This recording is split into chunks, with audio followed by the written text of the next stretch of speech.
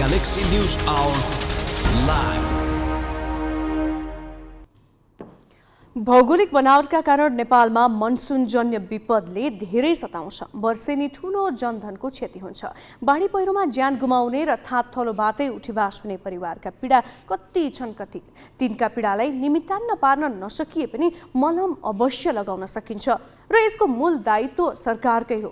मृत्यु भएका परिवारलाई सरकारले राहत पनि दिन्छ, तर बेपत्ता हुनेका परिवारलाई राहत दिने स्पष्ट कार्यविधि नै नभएको भन्दै हरेक पटक सरकार पन्छिन्छ।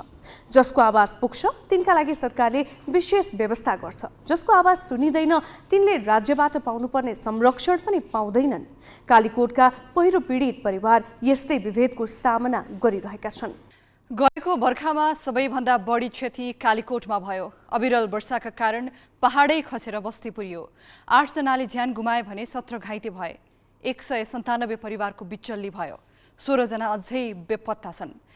ती बेपत्ताका परिवारले न आफन्तको लास पाए न सरकारी राहत नै। कार्यविधिको प्राविधिक कारण जनाउँदै विपदपछिको राहतमा पनि विभेद गर्ने राज्यसँग अरू के नै आश गर्न सकिन्छ र?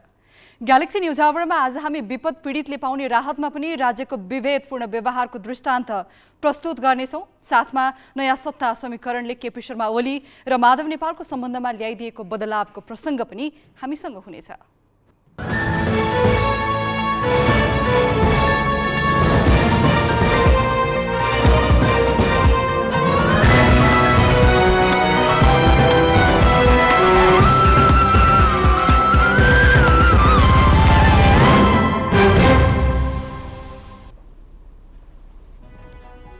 नमस्कार, यो हो गैलेक्सी न्यूज आवर। अब हेडलाइंस।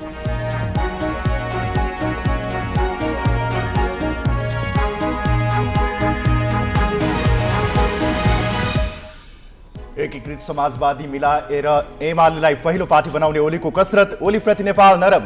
सत्ता सहकार्यबारे भने दुवै दलमा मतभेद।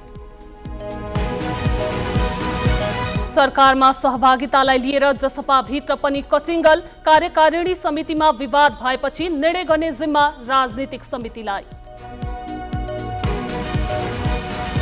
अंग्रेजी नयाँ वर्षमा नेपालका मुख्य पर्यटकीय गन्तव्य आन्तरिक पर्यटकले भरिभराउ। पोखरा, सौराहा र इलामका होटल कोठा 90% खपत। वर्ष 2022 सङ्घर्ष र सङ्कटकै बीच बित्यो। रुस युक्रेन युद्धले विश्व अर्थतन्त्र मन्दीको चपेटामा। धेरै देशमा राजनीतिक उथलपुथल।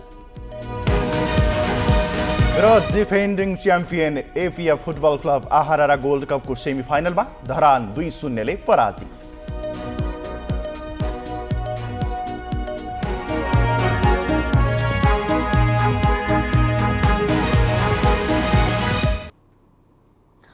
दुई 2078 भदौ 28 गते एमालेले तेस्रो पटक विभाजनको मार खेप्यो। संसद विघटन र पार्टी अध्यक्ष केपी शर्मा ओलीका असंवैधानिक कदम देखाउँदै माधव कुमार नेपालले नेकपा यस गठन गरे, तर यो चुनावमा नेपाल नेतृत्वको नेकपा यस राष्ट्रिय पार्टी बनेन। पार्टी विभाजनका औचित्य पुष्टि गर्न नेता नेपाललाई हम्मे परिरहेका बेला पुनः यी दुई पार्टीबीच एकताको चर्चा चलिरहेको छ।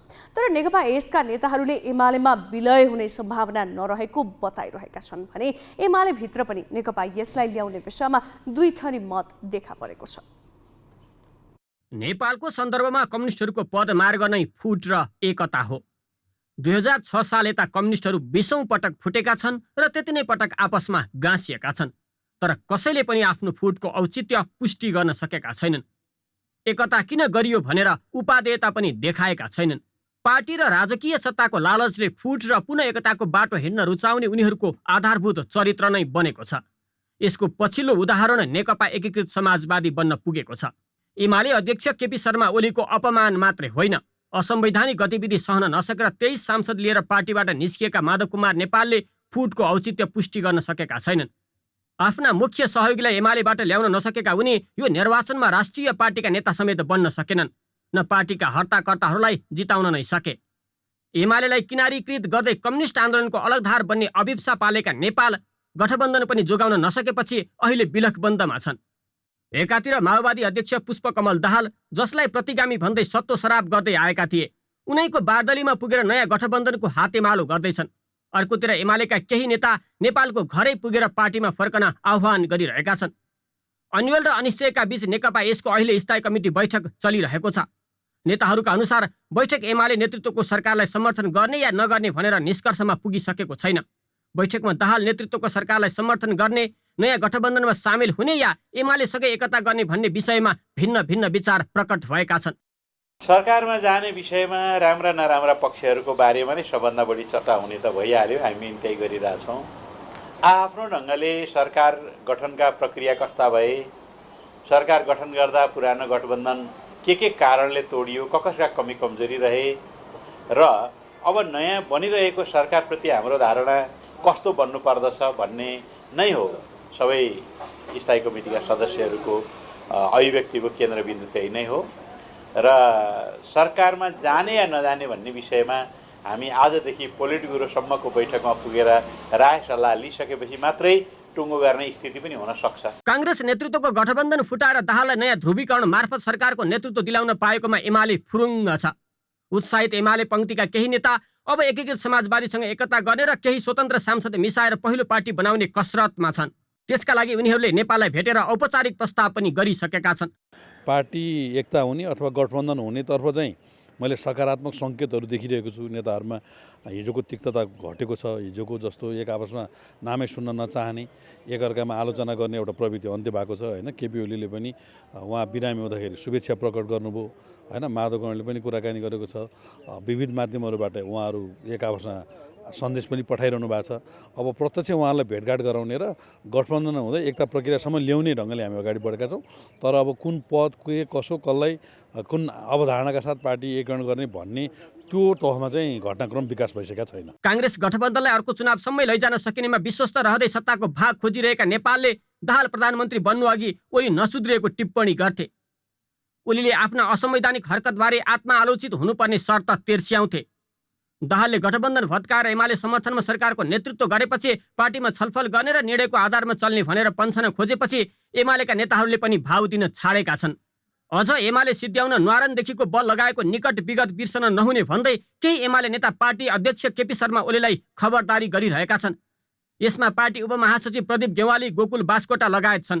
फुटको घाउमा खाटा बसी नसकेको र वामपन्थी आन्दोलनलाई कमजोर बनाउन विभाजनको बाटो हिँड्नेलाई पार्टीमा भित्र्याउन कल्पना पनि गर्न नसकिने यस पङ्क्तिका नेताको भनाइ छ। त्यो कुरा हामीले अहिले कल्पना पनि गरेका छैनौँ, किनभने नेकपा एमाले एउटा जटिल परिस्थितिबाट यहाँसम्म आएको छ। हाम्रा विभाजनका घाउहरू अझै पुरिएका छैनन्। काङ्ग्रेसको नेतृत्वमा वामपन्थीलाई पराजित गर्ने गरी गठबन्धन बनाउने र पार्टी विभाजन गर्ने जुन कुकर्म भएको थियो त्यसका दागहरू मेटिएका छैनन्। यति छिटै हामीले यसतर्फ चाहिँ सोचेका पनि छैनौँ। 19 पृष्ठ लामो फौजदारी कानुन आकर्षित हुने आरोप अघि सारेर ओलीसँग पानी बाराबार गरेका दाहाल अहिले एमालेकै समर्थनमा सरकारको नेतृत्व गर्दै पुसको जाडोमा सत्ताको पहाड तापिरहेका छन्। दाहाल र ओलीको अहिलेको दोस्ती लोभलाग्दो छ। यस्तो परिस्थितिमा एमाले र एकीकृत समाजवादी बीच एकता नहोला भन्न सकिँदैन। त्यसो त ओलीको मनमा पनि पहिलो पार्टी बन्ने लोभ पलाएकै छ। तर राष्ट्रपति बन्ने लोभ बोकेर दिनहुँ बालुवाटा धाइरहेका र काङ्ग्रेसलाई रिजाउन पार्टी विभाजनसम्मको बाटो हिँडेका नेपाललाई पार्टीमा ल्याएर कसरी व्यवस्थापन गर्ने? ओलीले अहिले देखेको अप्ठ्यारो यही हो। मिलन बुढाथोकी र अक्षर काका, ग्यालेक्सी फोके। नेकपा एमाले र एकीकृत समाजवादी बीच एकताको सम्भावना कतिको छ भनेर हामीले विश्लेषक केशव दाहाललाई सोधेका छौँ। वैचारिक विवादबाट, वैचारिक बहसबाट आजका कम्युनिस्टहरू सत्ताको भागवण्डाको बहसमा प्रवेश गरे।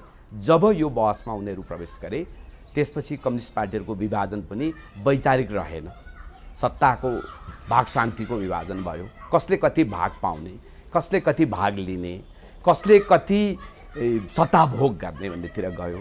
जब बहस सत्ता भोग गर्नेतिर जान्छ, जब बहसले वैचारिक चरित्र गुमाउँछ, स्वभावतः मिल्ने र फुट्ने भन्ने कुरा चाहिँ त्यसपछि सत्ताले निर्धारण गर्छ हैन।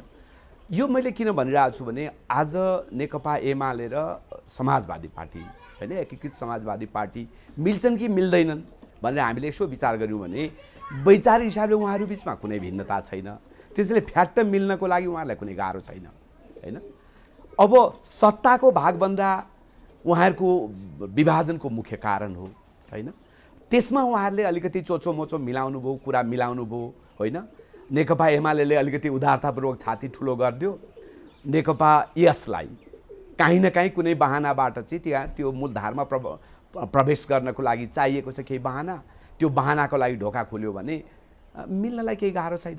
वैचारिक बहस भएको भए अलिकति लामो मन्थन आवश्यक हुन्थ्यो, अलिकति लामो छलफल आवश्यक हुन्थ्यो, तलसम्म एउटा प्रक्रियाबाट बहसहरूलाई चाहिँ सेन्थेसाइज गर्दै गर्दै गर्दै एउटा निष्कर्षमा पुगेर ल अब मिलौँ भन्ने त्यो परिस्थिति बन्थ्यो। अब त्यतातिर नहुने बित्तिकै के हो भने जे गर्दा पनि भयो, मिल्दा पनि भयो, नमिल्दा पनि भयो। मङ्सिर 4 को निर्वाचनमा आश्चर्य लाग्दो मत ल्याएर प्रतिनिधि सभामा चौथो शक्ति बनेको राष्ट्रिय स्वतन्त्र पार्टीका सभापति रवि लामिछाने पुस 11 मा शक्तिशाली मन्त्रालय लिएर सरकारमा सहभागी भए। उपप्रधान तथा गृहमन्त्री भए ता उनको सक्रियता निकै बढेको छ। उनी आज सार्वजनिक विदाको दिन बालुवाटारदेखि बालकोटसम्मको भेटमा व्यस्त बने। भेट के विषयमा केन्द्रित रह्यो त? नेपाली कांग्रेसले आफ्नो नेतृत्वमा सरकार गठनको कसरत गर्दा लामिछाने व्यस्त थिएनन्, फुर्सदिलै थिए। प्रतिनिधि सभामा 20 सिट सहित चौथो शक्तिका सभापति भए पनि उनलाई कांग्रेसले सरकार निर्माणका लागि राखेका छलफलमा सहभागी गराएन, जसका कारण लामिछानेमा सरकारमा जाने चाहनाका बावजुद प्रतिपक्षमा बस्नुपर्ने हो कि भन्ने चिन्ता थियो। तर जब नेकपा एमाले कांग्रेसलाई जिल्ल्याउँदै नयाँ गठबन्धन सहित सरकार बनायो तब लामिछानेको व्यस्तता बढेको छ। सरकारमा उपप्रधान तथा गृहमन्त्रीको जिम्मेवारी पाएपछि उनको बालुवाटार र बालकोटमा आउजाउ बढेको छ। शनिबार सार्वजनिक विदाका दिन बिहान उनले बालुवाटारमा पुगेर प्रधानमन्त्री पुष्पकमल दाहाललाई भेटे। दाहालसँग उनले नागरिकलाई सुशासन र सुरक्षाको प्रत्याभूत दिलाउने योजनाबारे छलफल गरे। खास गरी राहदानी र राष्ट्रिय परिचय पत्रका लागि लाग्ने गरेको लाइनलाई व्यवस्थित गरी कसरी सक्दो चाँडो सेवा दिने भन्ने विषयमा पनि लामिछानेले आफ्ना योजना दाहाललाई सुनाए। उनले यस बारेमा आफूले प्राविधिक विज्ञहरूलाई अध्ययनका लागि खटाइसकेको जानकारी समेत गराए। दाहालसँग उनले सरकारको न्यूनतम साझा कार्यक्रमका विषयमा पनि छलफल गरे। लामिछाने न्यूनतम साझा कार्यक्रम बनाउने कार्यदलका सदस्य हुन्। दाहालसँगको छलफलपछि लामिछाने एमाले अध्यक्ष केपी शर्मा ओलीलाई भेट्न बालकोट पुगे। ओली कार्यदलका संयोजक हुन्। ओलीसँग पनि उनले नागरिकलाई आशा जगाउने खालका कार्यक्रम ल्याउनु पर्नेमा जोड दिए। यसबाहेक मन्त्रालय भागभण्डाका विषयमा पनि दाहाल र ओलीसँग छलफल भएको लामिछानेको सचिवालयले जनाएको छ। अंगराज नेउपाने, ग्यालेक्सी फोके, काठमाडौँ। अब केही न्युज संक्षेपमा। सरकारमा सहभागिताबारे जनता समाजवादी पार्टीमा विवाद देखिएको छ। पार्टी कार्यालयमा आज बसेको कार्यकारिणी समितिले विवादकै कारण निर्णय लिन सकेन। वरिष्ठ उपाध्यक्ष अशोक राय पक्षका नेताले सरकारलाई समर्थन गरेको अवस्थामा अब ढिला नगरी सहभागी हुनुपर्नेमा जोड दिए। तर अध्यक्ष उपेन्द्र यादव पक्षका नेताले भने न्यूनतम साझा कार्यक्रम आउन बाँकी रहेकाले हतार गर्न हुँदैन भने। रायले यसपालि सुनसरी 1 बाट प्रत्यक्ष निर्वाचित भएकाले मन्त्री बन्न चाहेका छन्, तर यादव सप्तरी 2 मा पराजित भएकाले सरकारमा जान पाउँदैनन्। दुवै पक्षको फरक धारणाकै कारण बैठकले सरकारमा सहभागी हुने नहुने निर्णय लिन नसकेको हो। यस विषयमा निर्णय गर्ने जिम्मा पार्टीको राजनीतिक समितिले पाएको छ। समितिको बैठक सोमबारका लागि तय गरिएको छ। प्रधानमन्त्री पुष्पकमल दाहालले भाषण कम गरी काम गरेर देखाउन चाहेको बताएका छन्। प्रधानमन्त्री दाहालले आज नारायणी नमुना मावि भरतपुरको हिरक महोत्सवमा सुशासन र विकासको पक्षमा काम गर्दै जनताको आवश्यकता सम्बोधन गर्ने प्रतिबद्धता जनाए। बाँकी जीवन सुशासन र विकासका निम्ति समर्पित गर्ने उनको भनाइ छ। उनले भाषण गरेर भन्दा काम गरेर देखाउन चाहेको बताए। अर्थतन्त्रको सुधार र सुशासन आफ्नो मुख्य प्राथमिकता भएको दाहालको भनाइ छ।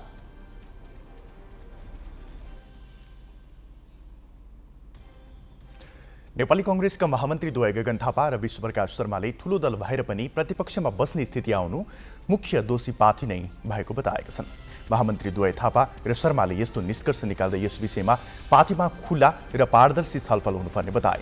महामन्त्री द्वयले राष्ट्रिय एकता तथा मेलमिलाप दिवसका अवसरमा आज शुभकामना सन्देश जारी गर्दै निर्वाचनमा सबैभन्दा धेरै सिट जिते पनि पार्टी नेतृत्वको असावधानी, कमजोरी र गल्तीले प्रतिपक्षमा बस्नु परेको उल्लेख गरे।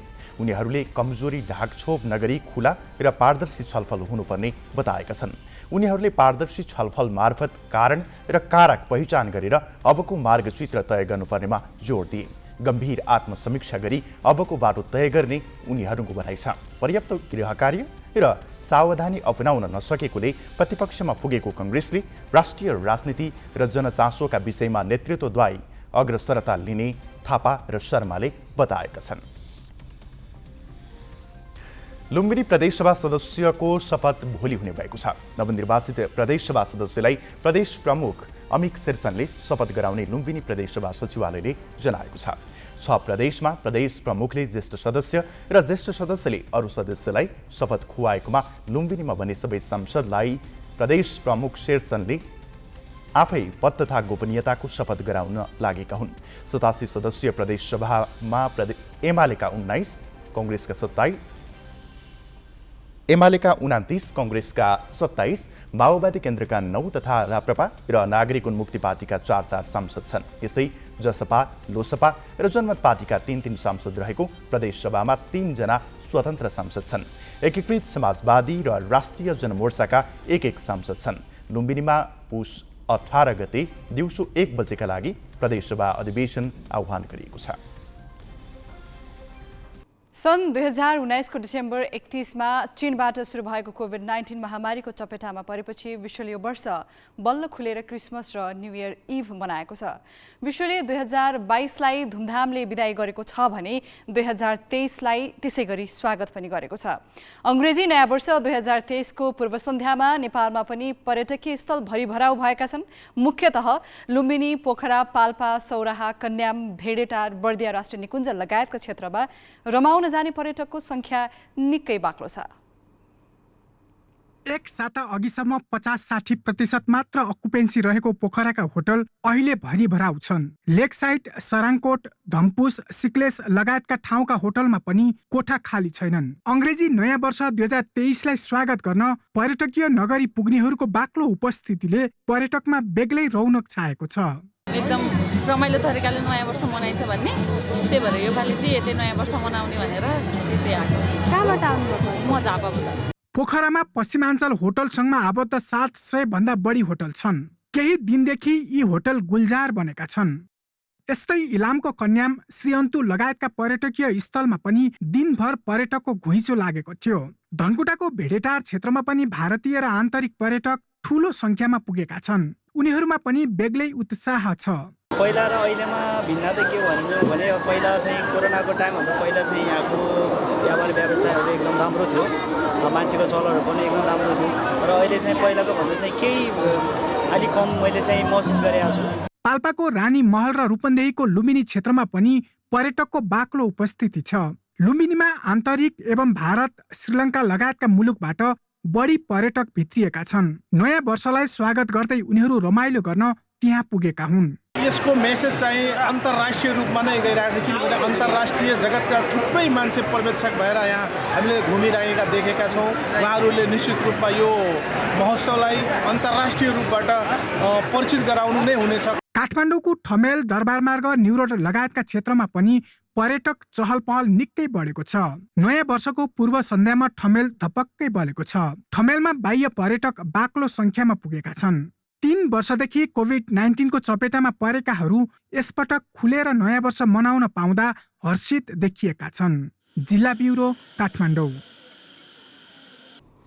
कोभिडले 2 वर्ष नेपालको पर्यटन व्यवसाय नराम्ररी प्रभावित भयो। कतिपय व्यवसायी घाटा थेग्न नसकेर पलायन भए। त्यही पर्यटन व्यवसायमा अहिले सकारात्मक संकेत देखिएको छ। आन्तरिक पर्यटन त बढेको छ नै, विदेशी पर्यटकको संख्या पनि बढ्न थालेको छ। पर्यटन सचिव सुरेश अधिकारीले पछिल्लो 2 महिनाको तथ्याङ्कले अर्को वर्ष 10 लाख पर्यटक भित्र्याउने लक्ष्य पूरा हुने संकेत गरेको बताएका छन्। पछिल्लो 5-6 महिनाको अवस्था हेर्दा फेरि यो रिभाइभिङ फेजमा छ। हामीले सन्तोष गर्ने अवस्था बनेको छ। अक्टोबर नोभेम्बरको तथ्याङ्क हेऱ्यो भने यो निकै इन्करेजिङ छ। यद्यपि अब सेप्टेम्बर टु नोभेम्बर टुरिस्टको फ्लो हुने नै समय हो, त करिब करिब हामी 2019 को पोजिसनमा फर्किएको जस्तो देखिन्छ। आगामी वर्ष 2023 मा 10 लाख पर्यटकहरू भित्र्याउने भन्ने हाम्रो लक्ष्य छ र समय यतिकै अनुकूल हुँदै गयो भनेदेखि त्यो सम्भव पनि छ।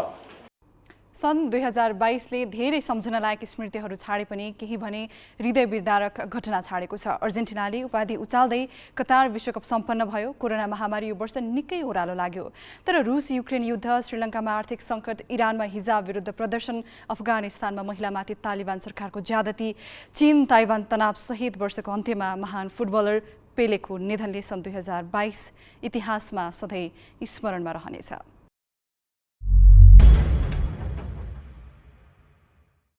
यो वर्षभरि नै सबैभन्दा कठोर र विकराल खबर बन्यो युक्रेनमाथि रुसले गरेको आक्रमण। सन् 2014 देखि नै रुस र युक्रेन बीच रहेको तनाव यो वर्ष उत्कर्षमा पुग्यो। फेब्रुअरी 24 को बिहान रुसका राष्ट्रपति भ्लादिमिर पुटिनले स्पेशल मिलिटरी अपरेसन भन्दै पूर्वी युक्रेनबाट आक्रमणको सुरुवात गरे, जुन आक्रमण वर्षको अन्त्यमा पनि अन्त्य हुने छाँटका छैन।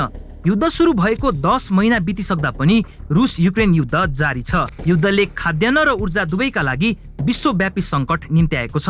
राष्ट्रसङ्घका अनुसार रुसी आक्रमणका कारण युक्रेनमा हालसम्म 428 बालबालिका सहित 6826 सर्वसाधारणको मृत्यु भएको छ। 10,769 घाइते भएका छन्। 78 लाख भन्दा धेरै युक्रेनी शरणार्थी बनेका छन्।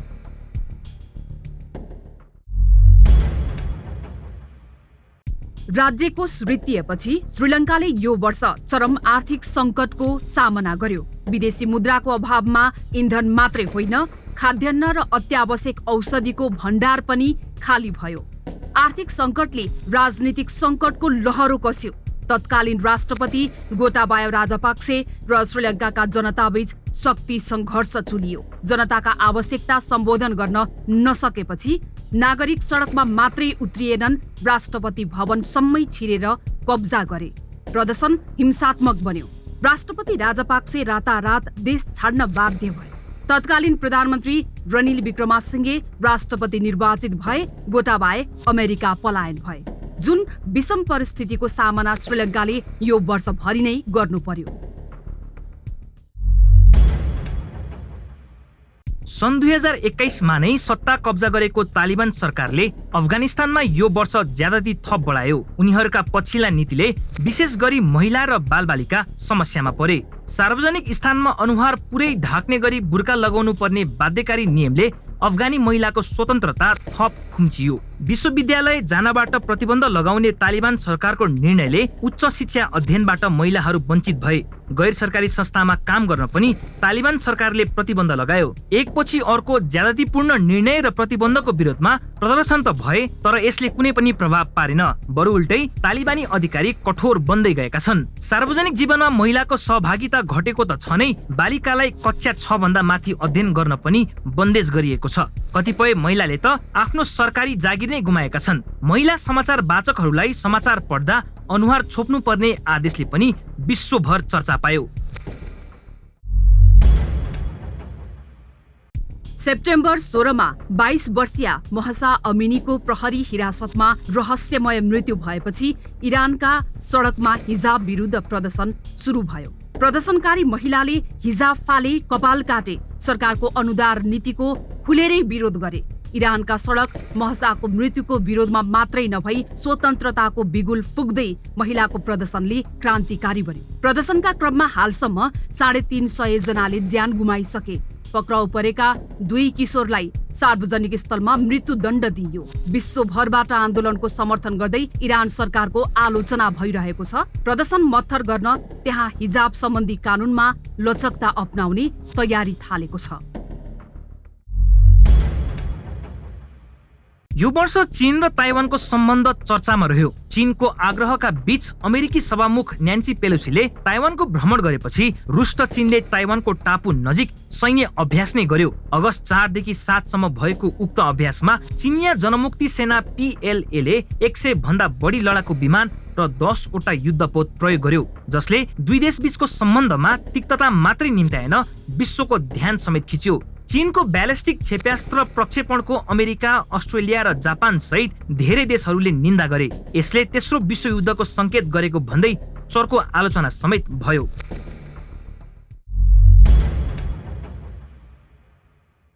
पाकिस्तानमा यो वर्ष राजनीतिक सङ्कट र प्राकृतिक विपद दुवै देखियो। जलवायु परिवर्तनको प्रकोपले निम्त्याएको बाढी पहिरोको कारण पाकिस्तानमा यो वर्ष 1391 जनाको मृत्यु भयो भने 10 लाख भन्दा धेरै घर नष्ट भए। पाकिस्तानमा यो वर्ष प्राकृतिक विपद मात्र होइन, राजनीतिक सङ्कट पनि चुलियो। इमरान खानले विश्वासको मत गुमाएपछि गत अप्रिलमा शहबाज शरीफ प्रधानमन्त्री बने, तर चुनाव गराउन खानले सरकारसँग माग गरि नै रहे। सत्तामा पुनरागमनका लागि र्यालीमा हिँडिरहेका बेला गत नोभेम्बर 3 उनीमाथि सांघातिक आक्रमण पनि भयो, जहाँ उनको खुट्टामा गोली लाग्यो। राजनीतिक सङ्कटले पाकिस्तानमा आर्थिक सङ्कट निम्त्यायो। बढ्दो मुद्रास्फीति, खराब आर्थिक नीति र विदेशी मुद्रा सञ्चिति घट्दै गएपछि पाकिस्तान आर्थिक सङ्कटको भुमरीमा फस्यो।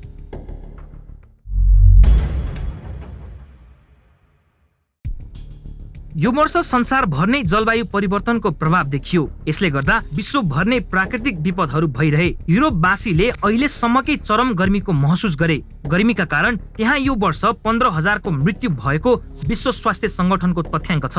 गर्मीका कारण वन जंगलमा आग लागेदेखि नदीहरू सुक्ने क्रम सुरु भयो। पाकिस्तानको 1/3 जमिन बाढीले डुब्यो भने दक्षिण पश्चिम अमेरिकी क्षेत्रहरूमा खडेरीले जनजीवन प्रभावित भयो। जापान, अमेरिका, फिलिपिन्समा आँधीले सतायो। वर्षको अन्त्यमा क्यानाडा र अमेरिकाका विभिन्न राज्यमा हिम आँधीले जनजीवन अस्त-व्यस्त बनायो। कुनै समयमा संसारभर साम्राज्य फैलाएको बेलायतमा यो वर्ष नाटकीय रूपमा सत्ता परिवर्तन भयो। बेलायतले 2 महिनाको अन्तरालमा 3 जना प्रधानमन्त्री पायो। लकडाउनको बेला घोष गरेपछि आलोचित बनेका तत्कालीन प्रधानमन्त्री बोरिस जोन्सन राजीनामा दिन बाध्य भए। त्यसपछि लिज ट्रस प्रधानमन्त्री नियुक्त भए। तर बेलायतकै इतिहासमा सबैभन्दा छोटो समयका लागि प्रधानमन्त्री बनेर 1.5 महिनामै उनी डाउनिङ स्ट्रिट छाड्न बाध्य भए। त्यसपछि दक्षिण एसिया मूलका ऋषि सुनक बेलायतका प्रधानमन्त्री बने। तर कोरोना महामारी र रुस युक्रेन युद्धले थलिएको अर्थतन्त्रले राजकाज चलाउन सुनकलाई त्यति सजिलो भने छैन। यो वर्ष पनि कोरियाली प्रायद्वीप शान्त रहन सकेन। सन् 1950 मा उत्तरले दक्षिणमा धावा बोलेपछि सुरु भएको कोरियाली तनाव 72 वर्षमा पनि शान्तिपूर्ण अवतरणको चरणमा छैन। उत्तर कोरियाले यो वर्ष मात्रै 95 भन्दा बढी क्षेप्यास्त्र प्रक्षेपण गर्यो। यस्तै दक्षिण कोरियाले पनि प्रति उत्तरमा क्षेप्यास्त्र प्रहार गरेको थियो। यसबाहेक यो वर्ष अमेरिकी अर्बपति इलोन मस्कले 44 अर्ब अमेरिकी डलरमा ट्विटर खरिद गरेको विषयदेखि ब्राजिलमा 20 वर्षपछि लुइज इनासियो लुलाको पुनरागमन, कतारमा भएको विश्वकपमा अर्जेन्टिनालाई 36 वर्षपछि उपाधि र वर्षको अन्त्यमा महान फुटबलर पेलेको महागमनले 2022 लाई इतिहासमा दर्ज गरायो। International bureau, galaxy 4K। सन् 2022 को अन्तिम दिन अर्थात् आज रुस युक्रेन युद्ध सुरु भएको 311औं दिन हो। यो अवधिमा 6,500 भन्दा बढीले ज्यान गुमाएका छन् भने 10,500 भन्दा बढी घाइते भएका छन्। 78 लाख भन्दा धेरै युक्रेनी देश छाड्न बाध्य बनेका छन्। मस्कोकै शब्दमा भन्दा रुसले युक्रेनमाथि सैनिक कारबाही 81 सुरु गरेको भने होइन। रुसले आफ्नो छिमेकीमाथि आक्रमण गर्नु अघि नै महिनौंदेखि बढ्दो तनावले युरोपमा द्वन्द्वको खतरालाई संकेत गरेको थियो। तर लडाई कतिको विनाशकारी र लामो हुन्छ र यसले समग्र विश्वमा कस्तो प्रभाव पार्छ भन्ने कुरामा खासै आकलन गरिएको थिएन। Мною принято решение о проведении специальной военной операции.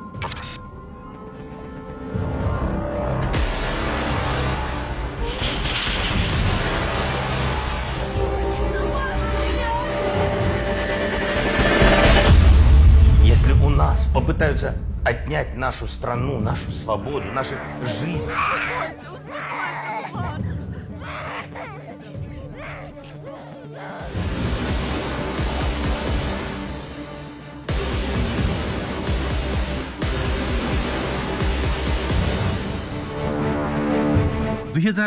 फेब्रुअरी 24 को बिहानै हप्तौंदेखिको आशंका र त्रासका बीच रुसी राष्ट्रपति भ्लादिमिर पुटिनले एक टेलिभिजन भाषणमा युक्रेनलाई सैनिक निशस्त्रीकरण गर्न विशेष सैन्य कारबाही गर्ने घोषणा गरे। यो 81 गरिएको निर्णय भने थिएन। सन् 2021 को अन्त्यमा स्याटेलाइट तस्बिरमा युक्रेनसँगको सिमानामा रुसी सेना तैनाथ रहेको सार्वजनिक भएपछि नै मस्कोको तयारीबारे किभ र पश्चिमा राष्ट्र जानकार थिए। यद्यपि पुटिनले कस्तो प्रकारको कदम चाल्ने भन्ने बारे विभिन्न अड्कलबाजी गरिएको थियो। रुसी कदम रोक्न कूटनीतिक पहल निरर्थक भयो। युरोपको दोस्रो सबैभन्दा ठूलो देश युक्रेनका मानिस साइरन र विस्फोटको आवाजमा बिउजिए जब रुसी स्थल सेनाले उत्तर, उत्तर पूर्व, पूर्व र दक्षिणमा 4 मुख्य मोर्चाबाट आक्रमण थाल्यो। रुसी सेनाको क्षेप्यास्त्रले युक्रेनका धेरै सैनिक अखडालाई निशाना बनाए।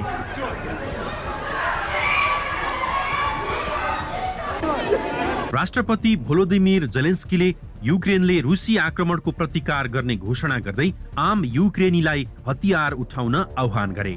सन् 2019मा राष्ट्रपतिमा निर्वाचित भएपछि जेलेन्स्कीले युरोपसँग नजिकिएको युक्रेन उत्तर एटलान्टिक सन्धि संगठन नेटोमा आबद्ध हुने तयारी गरे। पूर्व सोभियत संघका सदस्यसँगै युरेसियन देशहरू पश्चिमाको उदारवादी लोकतन्त्र र अर्थ राजनीतितिर ढल्किन र नेटो लगायत अन्य महादेशी संगठनमा आबद्धता जनाउने सिलसिलामा आफ्नो स्वार्थ विपरीत हुने मस्कोको बुझाइ छ। यस कदमले आफ्नो देशलाई आर्थिक, राजनीतिक र सैनिक चुनौती बढ्ने भन्दै अहिलेको कदम चाल्न बाध्य भएको मस्कोको दाबी छ। जारी द्वन्द्वले खाद्यान्न, मल र इन्धन लगायतका वस्तुको मूल्य वृद्धिसँगै जीवनयापनको विश्वव्यापी सङ्कट उच्च तहमा पुगेको छ। विशेष गरी युद्धले रुसी ऊर्जामा युरोपको निर्भरतालाई सङ्कटतर्फ धकेलेको छ। निर्यातमा अवरोधले खाद्यान्न आपूर्तिका लागि युक्रेन र रुसमा अत्यधिक निर्भर देश चर्को मूल्य वृद्धिको सामना गरिरहेका छन्। रुसी आक्रमणले ऊर्जा केन्द्र र अन्य पूर्वाधारलाई नष्ट वा क्षति पुर्याएसँगै लाखौं युक्रेनीलाई कठोर जाडोमा बस्न बाध्य बनाएको छ। मानवीय सङ्कट भयावह स्थितिमा पुग्ने लगभग निश्चित छ।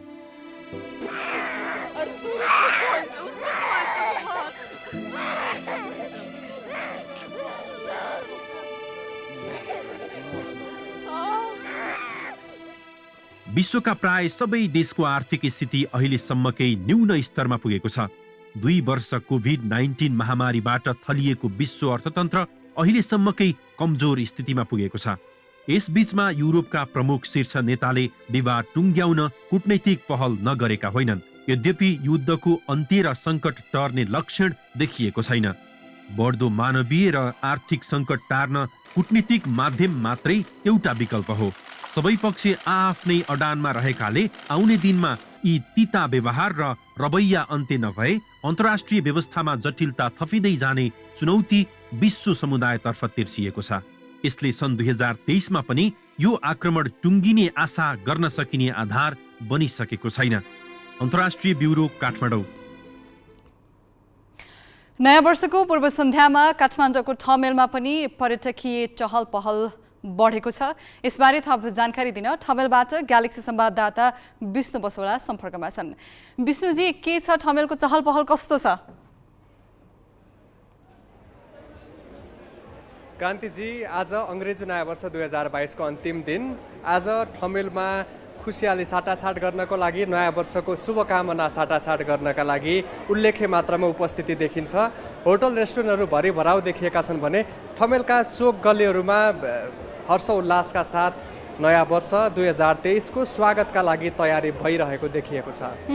अब खास गरी पहिलेका वर्षहरूमा कोरोनाको महामारीले गर्दा धेरै खालका चाडपर्वहरू, विशेष गरी नयाँ वर्ष पनि सबैले मनाउन पाइरहेका थिएनन्। पर्यटन व्यवसाय पनि फस्टाएको थिएन। अहिले त्यहाँको चहल पहल तपाईँले भनिसक्नुभयो। पर्यटन व्यवसायीहरू के भन्छन्? कतिको उत्साहित छन् उनीहरू?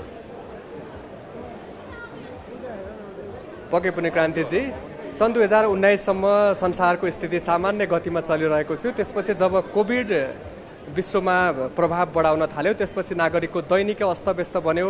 चाडपर्व मनाउने तौर तरिकाहरूमा परिवर्तन भए, त्यसको असर नेपालमा पनि पर्यो र नागरिकहरूले आफ्ना चाडपर्वहरू हर्षोल्लासका साथ मनाउन पाएनन्। पर्यटकीय गन्तव्यहरूमा पर्यटकविहीनताको स्थिति सिर्जना हुँदै गयो। व्यापार व्यवसायमा मन्दी देखिएको थियो भने अहिले बिस्तारै कोरोना सङ्क्रमण घट्दै जान थालेपछि पर्यटकहरूको उपस्थिति बढ्दै गइरहेको छ। नेपालमा यसै वर्ष मात्रै 5.5 लाखभन्दा बढी विदेशी पर्यटक भित्रिएको सरकारको तथ्याङ्कले देखाउँछ भने काठमाडौँको ठमेल क्षेत्रमा आन्तरिक तथा बाह्य पर्यटकको उपस्थिति उल्लेख्य मात्रामा देखिएको छ। तपाईँले त्यहाँ घुम्न आएका कोही पर्यटकहरूसँग कुराकानी गर्न पाउनु भएको छ कि छैन? कतिको उत्साहित देखिन्छन् उनीहरू? पक्कै पनि क्रान्तिजी, केही पर्यटकहरूसँग औपचारिक अनौपचारिक कुराकानी हामीले गरेका थियौँ। उहाँहरूले यसपालि कोरोना सङ्क्रमण कम हुँदै गएको कारणले गर्दा नयाँ वर्ष मनाउन पाएकोमा खुसी व्यक्त गरिरहनु भएको छ। काठमाडौँ उपत्यकाका विभिन्न क्षेत्रबाट ठमेलमा आउने क्रम त जारी नै छ। ठमेलको चहल पहल बढ्ने क्रममा छ र विभिन्न देशका विभिन्न जिल्लाबाट साथै विभिन्न देशबाट नेपाललाई पर्यटकीय गन्तव्य बनाएर आउनुभएका पर्यटकहरू पनि आजको दिनमा ठमेलमा आइपुगेर नयाँ वर्षको स्वागत गर्नको लागि, नयाँ वर्षलाई हर्ष उल्लासका साथ मनाउनको लागि, शुभकामना साटासाट गर्नका लागि आउनुभएको देखिन्छ। ठमेल बाहेक अन्य क्षेत्रमा चाहिँ पर्यटकको चहल पहल कस्तो पाउनुभयो तपाईँले?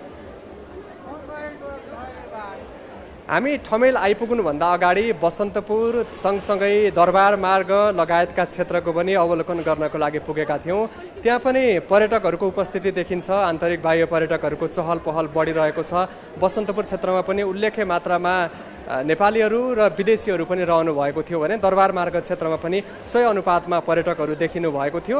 भक्तपुर लगायतका केही ठाउँहरूमा पनि पर्यटकको सङ्ख्या बढेको जानकारीहरू हामीलाई प्राप्त भइरहेको छ। पर्यटक स्थलहरूमा यति बेला पर्यटकहरूको भरि भराउ स्थिति देखिएको छ भने ठमेलका होटलहरू पनि अधिकांश होटलहरू बुक भइसकेको र विभिन्न रेस्टुरेन्ट बारहरूमा पनि पर्यटकहरू भरि भराउ भइरहनु भएको जानकारी आइरहेको छ। हस्, धन्यवाद विष्णुजी। उनी थिए हाम्रा ग्यालेक्सी संवाददाता विष्णु बसौला ठमेलबाट। यतिखेर ठमेलमा नयाँ वर्षको माहौल र चहल पहलको बारेमा जानकारी दिँदै अब हामी काठमाडौँको ठमेलबाट लाग्छौँ प्रदेश 1 को पर्यटकीय गन्तव्य भेडेटारतर्फ। त्यहाँ पनि ठुलो सङ्ख्यामा पर्यटक पुगेका छन्। यसबारेमा थप जानकारी दिन भेडेटारबाटै ग्यालेक्सी संवाददाता प्रकाश तिमसिना सम्पर्कमा छन्। प्रकाशजी, कस्तो छ चहल पहल भेडेटारको? क्रान्तिजी, यति बेला म सुनसरीको र धनकुटाको सङ्गमस्थल भेडेटारमा छु। यहाँ आज नयाँ वर्ष जुन भोलिबाट लाग्दैछ, आज भोलि र प्रति 3 दिन यहाँ यो एउटा उत्सव जुन भेडेटार फेस्टिभल भनेर नामाकरण गरिएको छ। निकै नै चहलपहल छ। विभिन्न ठाउँबाट, विभिन्न भारतका विभिन्न ठाउँबाट, वेस्ट बङ्गाल, त्यसै गरी यो सिङ्गापुर अथवा तपाईँको चाहिँ यता तिहारबाट लगायतका नेपालका विभिन्न ठाउँबाट यहाँ पर्यटकहरू अहिले निकै नै आउँदो छ, निकै नै भरि भराउ छ। विशेष गरी यहाँ अहिले यो नयाँ वर्ष भन्दै सुरु हुँदै गर्दा यहाँका होटलहरू भरि भराउ छन्। यहाँ करिब अहिले पनि 500 भन्दा माथि यो होटल प्याक छन् भनेर हामीलाई भनेको छ। र नेपालको चहलपहल हेर्दै हो भने यो कोरोनाको कहरपछि जुन 3 वर्ष यहाँ कोरोनाको कहरले गर्दा नेसनल फेस्टिभल हुन सकिरहेको थिएन, अहिले फेस्टिभल सुरु भयो। सबै विभिन्न ठाउँका व्यक्तिहरूको लगभग गर्ने अब सङ्गमस्थल भइसके पनि यहाँ निकै नै चहलपहल हामीले पाएको छौँ। क्रान्तिजी, हस्, धन्यवाद प्रकाश। उनी थिए ग्यालेक्सी संवाददाता भेडेटारबाट प्रकाश तिमसिना। खास गरी आज नयाँ वर्षको विभिन्न ठाउँमा चहल पहल छ र भेडेटारबाट हामीलाई त्यहाँको जानकारी गराउँदै थिए, त्यहाँको माहौलको बारेमा हामीलाई जानकारी गराउँदै थिए। अब केही न्युज संक्षेपमा। डिफेन्डिङ च्याम्पियन एपीएफ क्लब आहार राणा गोल्ड कपको सेमी फाइनलमा प्रवेश गरेको छ। पोखरा रङ्गशालामा आज भएको खेलमा धरान एफसीलाई 2-0 गोलले हराउँदै एपीएफ अन्तिम 4मा स्थान बनाएको हो। एपीएफले खेलको 37औं मिनेटमा बिकु तामाङको गोलमा अग्रता लियो। त्यसको 3 मिनेटमा युवराज खड्काले गोल गर्दै अग्रता दोब्बर पारे। त्यसपछि दुवै टोलीबाट गोल हुन सकेन। एपीएफले अब त्रिभुवन आर्मी र सङ्कटा क्लब बीचको विजेतासँग खेल्नेछ। आइतबार हुने क्वार्टर फाइनलमा ए डिभिजन लिग च्याम्पियन मछिन्द्रले चर्च बोयजसँग खेल्नेछ। नेपाल टी20 लिगमा जनकपुर रोयल्सले 4थो जित निकालेको छ।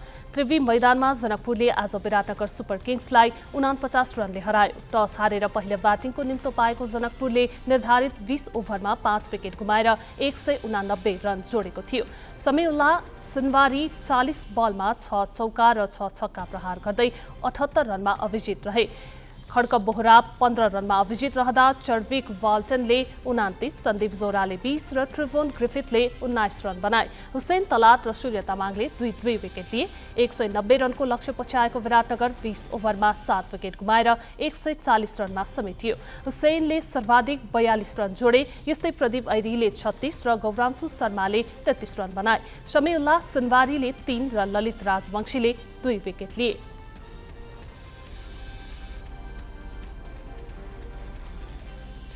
लिगको अर्को खेलमा लुम्बिनी अल स्टार्सले प्रतियोगिताकै पहिलो हार बिहोर्दा पोखरा एभेन्जर्सले लगातार दोस्रो जित जितेको छ।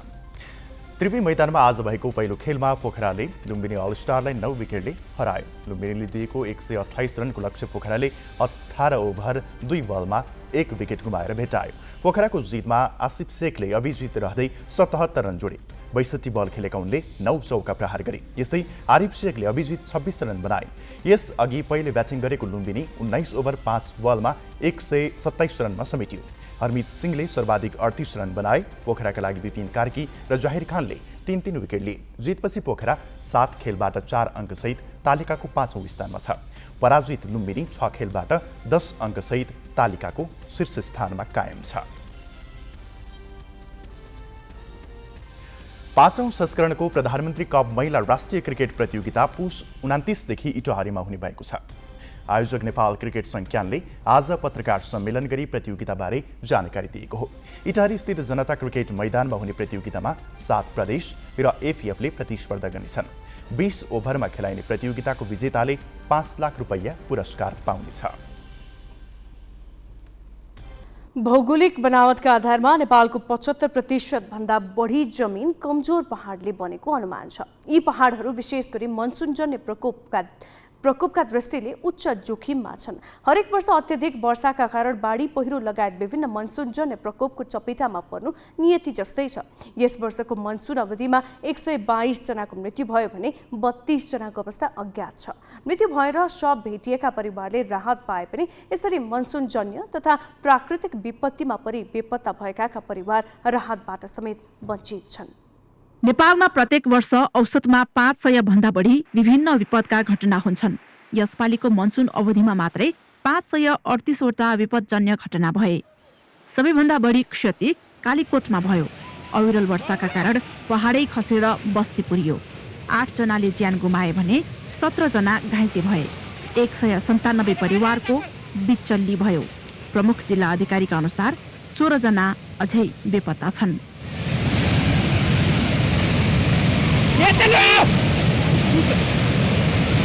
कालीकोटमा मात्रै होइन, यसपालिको मनसुनले मुगु, जुम्ला, अछाम, हुम्ला लगायत जिल्लामा डरलाग्दो भौतिक तथा मानवीय क्षति गरायो। बाढी, पहिरो र भारी वर्षाका कारण यस वर्षको मनसुनमा 122 जनाले ज्यान गुमाए। 117 जना घाइते भए भने 32 जना बेपत्ता भएको राष्ट्रिय विपद जोखिम न्यूनीकरण तथा व्यवस्थापन प्राधिकरणको तथ्याङ्क छ, जसमा बाढीबाट 15 जना र पहिरोमा परि 17 जना बेपत्ता भएका छन्। 2067 सालदेखि हालसम्मको तथ्याङ्क हेर्ने हो भने देशभरबाट 563 जनालाई बाढीले बेपत्ता पारेको छ।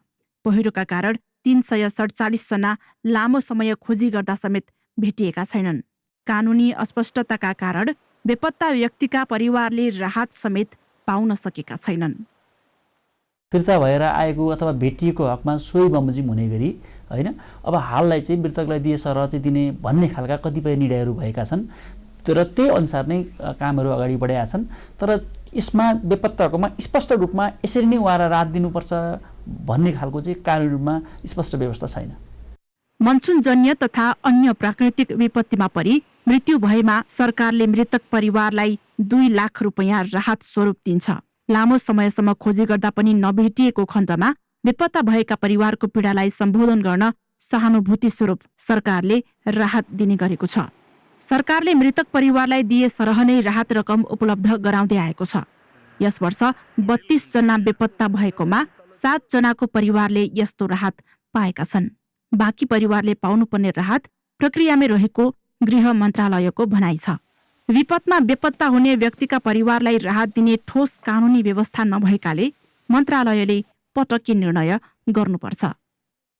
राहत रकम वितरण गर्ने सन्दर्भमा कोही मान्छे बेपत्ता भएको देखिन्छ, उसलाई चाहिँ अरू कानुनी प्रक्रियामा जाँदाखेरि निकै लामो समयसम्म लाग्ने र झन्झटिलो हुने भएको हुँदाखेरि मृत्यु भए सरह राहत दिनु भनेर हामीले पटक्कै निर्णय गरेर जिल्लालाई पठाएको छ।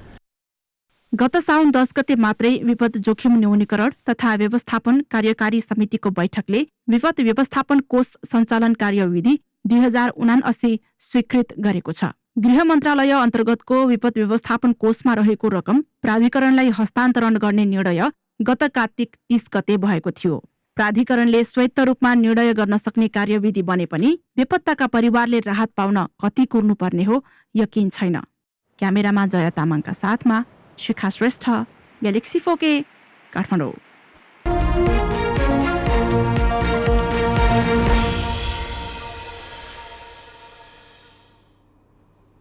2078 भदौमा 3200 अङ्क नजिकको कीर्तिमानी उचाइ छोएर ओह्रालो लागेको शेयर बजार त्यस यता चौथो पटक उकालो लाग्ने कोसिसमा छ।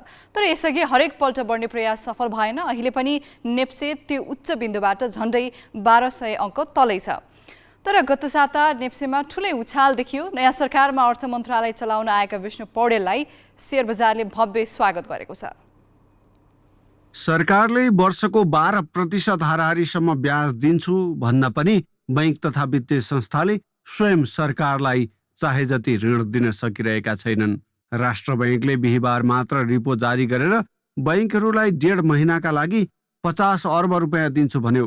तर बैंक तथा वित्तीय संस्थाले 72 अर्ब 65 करोड मागे। 45 दिनपछि तिर्नुपर्ने पैसा लिन बैंकहरू केन्द्रीय बैंकलाई नै 7.5 देखि 9% ब्याज तिर्न राजी भए। केही दिन अघि 85% झरेको बैंक तथा वित्तीय संस्थाहरूको कर्जा निक्षेप अनुपात अहिले 86.5% हाराहारी पुगेको छ। पुष मसान्तसम्म सरकारलाई आयकरको दोस्रो किस्ता तिर्न, बैंकहरूले लिएको पुनर्कर्जा फिर्ता गर्न र सरकारले उठाउने ऋण रकम समेत गरेर करिब 1.25 खर्ब जति पैसा बाहिरिँदैछ। यति हुँदै पनि अहिले शेयर बजार उकालो लागेको छ। ब्याज दर घटिहाल्ने गुन्जायस छैन र ठुलै नीतिगत परिवर्तन हुने वा कम्पनीहरूको नाफामा व्यापक सुधार हुने आशा पनि छैन। तर यो साता नेप्से 162 अङ्कले बढ्यो। अघिल्लो साता 1867 अङ्कमा रोकिएको नेप्से यो साता 4 दिन मात्रै कारोबार हुँदा 2029 अङ्कमा बन्द भएको छ। कारोबार पनि अघिल्ला 2 हप्ताको कुल कारोबार रकम भन्दा धेरै भएर 10 अर्ब 83 करोड रुपियाँ नागेको छ। शेयर बजारमा यो उछाल आउनुको एउटै कारण नयाँ सरकारमा अर्थ मन्त्रालयको जिम्मेवारी एमाले उपाध्यक्ष विष्णु पौडेलले पाउनु हो। लगानीकर्ताले नयाँ अर्थमन्त्रीलाई बढी आशाको नजरले हेरेका छन्। महिनाको 1 अर्ब 20 करोड रुपियाँ हामीले ट्याक्स तिरिरहेको थियो सर, होइन? एक पुँजी बजारबाट आज धेरै आम्दानी घट्यो, लगानीकर्ताहरू पनि गुमाएछन्। सरसँग विशेष एउटा रिक्वेस्ट के छ भने हामीले क्यापिटल गेन ट्याक्स जुन 7.5% तिरिरहेको छौँ नि सर, त्यसलाई केही समयको लागि 5% गरिदिनु पुँजी बजारमा एउटा सञ्जुनी बुटीको काम गर्छ सर। त्यसले यो आशाको कारण अर्थमन्त्री पौडेल प्रति भरोसा मात्रै होइन, राष्ट्र बैंकका गभर्नर महाप्रसाद अधिकारीसँग उनको सुमधुर सम्बन्ध भएको अनुमान समेत हो। यसअघि यम अधिकारीको विवादमा गभर्नरलाई एमालेको सक्रिय कार्यकर्ताकै रूपमा स्थापित गर्ने कोसिस भयो। एमालेमा आस्था राख्ने भनेर गभर्नर अधिकारीको पहिचान बनिसकेको छ। एमालेबाटै सरकारमा नेतृत्व गरेर आएका पौडेलले आफ्नो कार्यकालको सफलताका लागि गभर्नरलाई प्रयोग गर्न सक्छन् भन्ने भाष्य जबरजस्ती स्थापित गर्न खोजिँदैछ, जसले यो साता शेयर बजारलाई हरियो बनाउन सघाएको हो। मन्त्री पौडेलले पनि आशाको लड्डु बाँड्न भने छाडेका छैनन्। मैले तपाईँलाई यो पनि कि तपाईँहरूको समस्या, निजी क्षेत्रको समस्या सुन्नको लागि मन्त्रालय मात्रै होइन, राष्ट्र ब्याङ्क पनि साथै बसेर सुनिरहेछ है भन्ने त्यो तपाईँहरूले चाहिँ थाहा पाइरहनुहोस्। सँगै बसेर सुनिरहेछ, राष्ट्र ब्याङ्कले पनि सँगै बसेर सुनिरहेछ, मन्त्रालयले पनि सँगै बसेर सुनिरहेछ। हामीहरू चाहिँ एक ठाउँमै छौँ, समस्या छन् हाम्रा बिचमा भन्ने कुराको चाहिँ बुझाइका दृष्टिकोणले हामी एक ठाउँमा छौँ र समाधान खोज्ने अभियान पनि हामी सबैको साझा छ। केन्द्रीय बैंकलाई अर्थमन्त्रीले आफ्नो राजनीतिक दाउ साध्न दुरुपयोग गर्न सक्छन् भन्ने आत्मविश्वासमा लगानीकर्ताले पैसा खन्याउँदा शेयर बजारले 4 दिनमै ठूलो फड्को मारेको छ। यही 4 दिनमा नेप्सेको बजार पुञ्जीकरण 2 खर्ब 34 अर्ब 46 करोड रुपियाँले बढेको छ। सट्टे बजारको यो अधिमूल्यनले वित्तीय बजारमा निक्षेप बढाउन पनि सघाउँछ। तर विदेशी मुद्राको ढुकुटी बचाउन लामो समयदेखि अनेक उपाय लगाइरहेको राष्ट्र बैंकले धक फुकाएर आफ्ना कठोर नीतिहरू उल्टाइहाल्ने सम्भावना कम छ। बिजनेस ब्युरो, ग्यालेक्सी फोके, काठमाडौँ। हामी ग्यालेक्सी न्यूज आवरको अन्त्यमा छौं। जाँदा जाँदै हेडलाइन्स।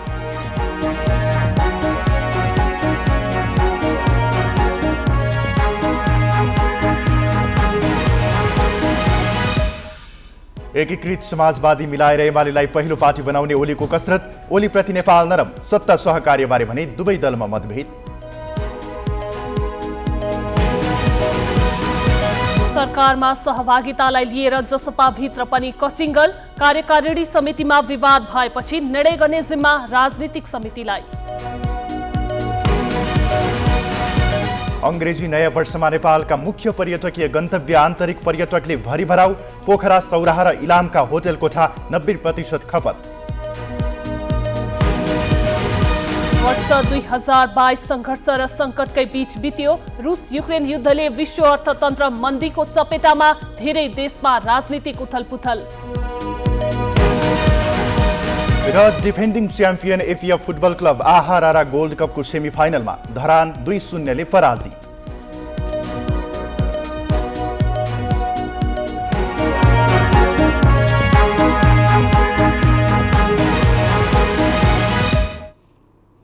आजलाई ग्यालेक्सी न्युज आवर सकियो। नमस्ते।